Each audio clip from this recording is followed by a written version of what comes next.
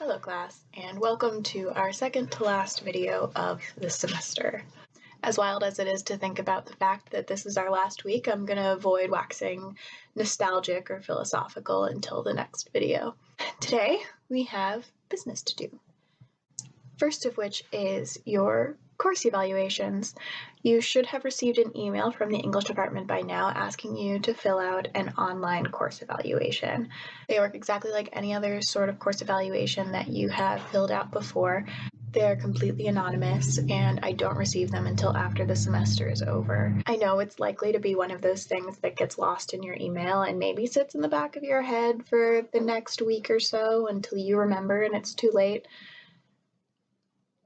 But it is really important to me and to all of your other teachers that we do receive your course evaluations.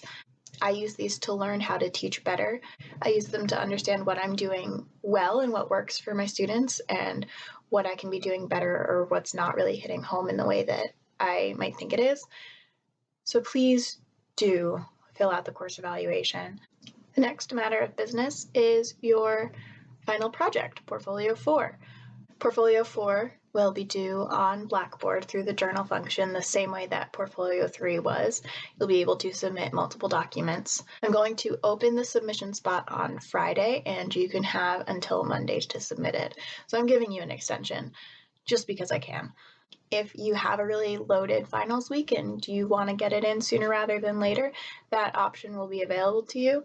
But if you would like to use the couple extra days to add some finishing touches, go for it. Enjoy the extra time. I hope it benefits all of you. With that, though, I am adding one extra part to your portfolio. When you submit Portfolio 4, I want you to include one section on acknowledgements or dedications. These are things that you've probably seen in books before. I have a stack of them here that I've been reading during quarantine. This is a book called The Vampire Tapestry by Susie Charnas. Her acknowledgements page is right here, and it says, "My gratitude to those who read for me while this work was in progress," and then she lists a bunch of names. Some of these people had more specific what's the word I'm looking for?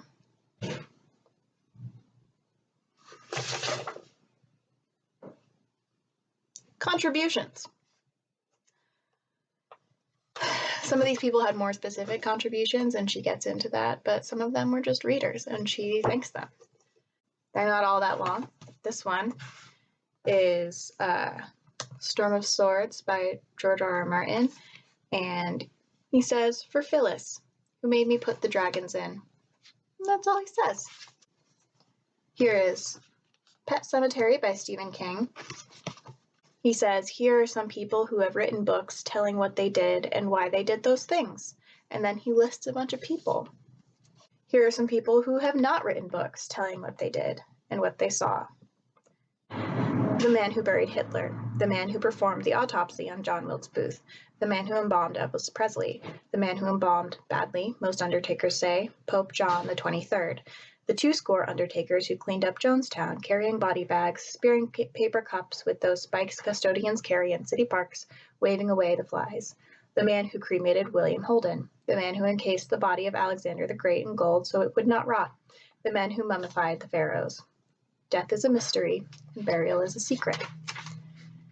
But then on the next page, he just says, "For Kirby McCauley." This is The Ethics of Opting Out by Mari Rudy. This is a more academic book, and so this has more of like a researcher's take on the acknowledgements page, and it's really long and kind of technical. So I'm not going to read it out loud to you. But those are acknowledgement pages. If you open up any book that's near you and look through the first few pages before the book proper starts, you'll see some examples. And along with your final project, I want you to write or record or film or draw some sort of acknowledgements page or dedication page. And you can be thanking people who have helped you at any point along in the English 1 process. So why am I doing this? Am I assigning this because I'm a huge sap? I am a huge sap, but no. It might seem kind of obvious what the point of an acknowledgements or a dedication page is in a published piece of writing. This is a thing that has probably been through a much longer process than one class. It's a professional piece. These are real writers and real people, and you probably don't think that that really applies to you. But it does. This thing that you've created is real, and you are a real person, and you are a real writer because you wrote something down. So yes, writing an acknowledgements or a dedication page is a kind gesture to the other people that have helped you, and it says, hey, look, I recognize that you were along with me on this journey. But there is also research about all of the benefits that writing an acknowledgements page has for the writer themselves. Writing an acknowledgements page helps you to recognize your own work as something that is worthy of labor and worthy of other people, and that's huge. It links the work that you do to the work that you see done professionally, and it helps you bridge that gap between being a student and being a professional. And it's also a really good reminder that writing is always a collaborative process. Sometimes I like to go into acknowledgements pages just to remember that when I am writing, I am not alone, and I don't have to do everything by myself. And if there is anything that I hope my class has taught you, it's that writing does not happen all at once in a vacuum. Writing a piece takes drafts, and it takes readers, and it takes feedback. Improvement doesn't happen when you're sitting alone with your paper. Improvement happens when other people read it and they help you see where you can be better, or you gather up the courage to ask a question about the thing that you're writing. And an acknowledgements page can be or say anything that you want. You can thank your classmates. You can thank your classmates by name, or you can thank your classmates. You can thank your parents. You can thank your garbage man. You can thank specific people or animals, or you can thank abstract concepts. You can thank the researchers that you're quoting.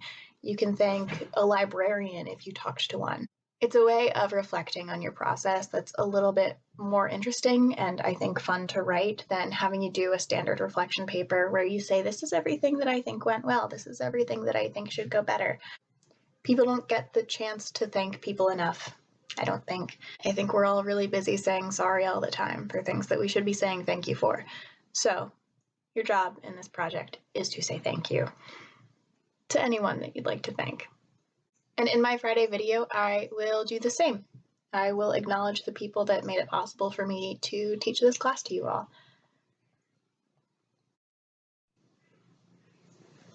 I forgot to ask you a question of the day. Your question of the day. The other day I was showing my roommate music that I used to listen to in high school, and I don't believe in guilty pleasures, but that's essentially what I'm asking.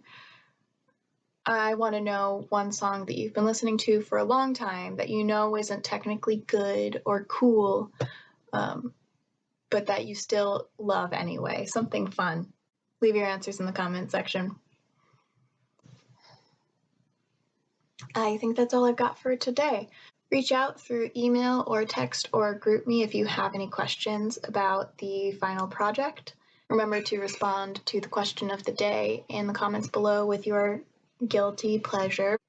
And I will see you on Friday with my acknowledgements and my farewells, sadly. Miss you all. I hope you're well. See you Friday.